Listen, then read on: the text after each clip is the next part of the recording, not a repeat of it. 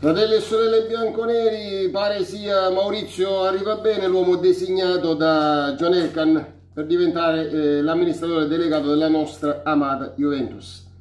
Lo riportano oramai tutti i siti sportivi, tutti i giornali, eccetera, eccetera, pare manchi solo l'annuncio. E io ragazzi sinceramente non mi sento come altri di mettere becco su questa vicenda, anche perché a ognuno il suo mestiere ragazzi. Per la gestione finanziaria e manageriale della squadra non sarò certamente io quello a dire no, viene dalla Formula 1, che questo e quest'altro, non ne capisce un cazzo di calcio, ma dove siamo arrivati, i risultati della Ferrari. Ragazzi, non è questo il punto, perché ribadisco, chi non è un ragazzino e chi ha memoria sa benissimo che la grande triade Moggi Giraudo Betti, che era composta da Giraudo per la parte amministrativa, in una situazione di rosso, di fortissimo rosso per la Juventus in quel periodo, veramente tra varie casse integrazioni della Fiat, insomma non c'era veramente il becco di un quattrino, e si mise Giraudo, un torinista, pensate, un torinista Giraudo,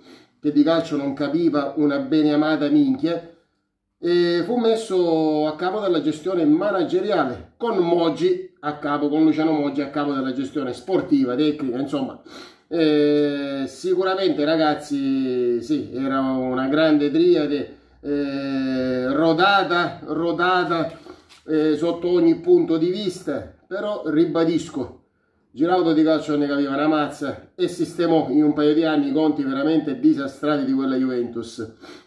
Sì, c'era Moggi a capo dell'area sportiva. Ora non so se con Cherubini, che pare l'uomo designato per la parte sportiva, sarà la stessa cosa. Non credo, però sempre ci vado con piedi di piombo. Non vorrei che sarà fatto lo stesso danno fatto con Paratici, cioè mettere un vice che diventa capo dell'area sportiva. Ragazzi, non lo so, non conosco così bene Cherubini da mettere becco su questa questione. Certo, avrei desiderato un Iglitare, un Carnevale, un Giuntoli, non lo so, pare che sia Cherubini per l'area sportiva, che non sarà sicuramente Moggi, neanche lontanamente, però cosa dire ragazzi, per la gestione tecnica spero che arriva bene, migliori sicuramente questa situazione patrimoniale della Juventus, che sistemi insomma un po' i conti. Ma su Cherubini ho tanti dubbi, però ribadisco, fino a quando qualcuno non si mette all'opera, stessa cosa con Paratici. Ho aspettato prima di demolire Paratici con le mie stilettate, quantomeno ho aspettato un anno e mezzo, come è giusto che sia. Non posso bocciare Cherubini a priori ragazzi, questo è poco ma sicuro. Detto questo ragazzi, i miei commenti in chat saranno un po' limitati con qualcuno, come saranno un po' limitati i miei video causa lavoro, però ripeto, siccome certi, ve lo dico francamente, certi commenti fanno veramente cadere le braccia, e vista l'ottusità di certe persone non vale veramente neanche la pena commentare. Mi darete del maleducato, mi darete dell'insensibile. Secondo me l'insensibilità è un'altra cosa, cioè quando si parla di un evento così drammatico, di tale drammaticità come l'Eisel, non accetto che neanche un ragazzino possa minimizzare la cosa. Cioè stiamo parlando di una strage con dei morti, e mentre si parla in chat di questi poveri angeli, di quello che successe, di questa tragedia immane,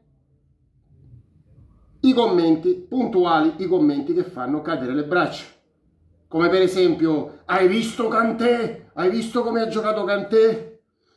Hai visto cosa ne pensi del Chelsea? E il terzino, hai visto come ha annichilito a Mahrez, a De Bruyne? Cioè, ragazzi, veramente cadono le braccia di fronte all'insensibilità e all'ignoranza anche di certa gente.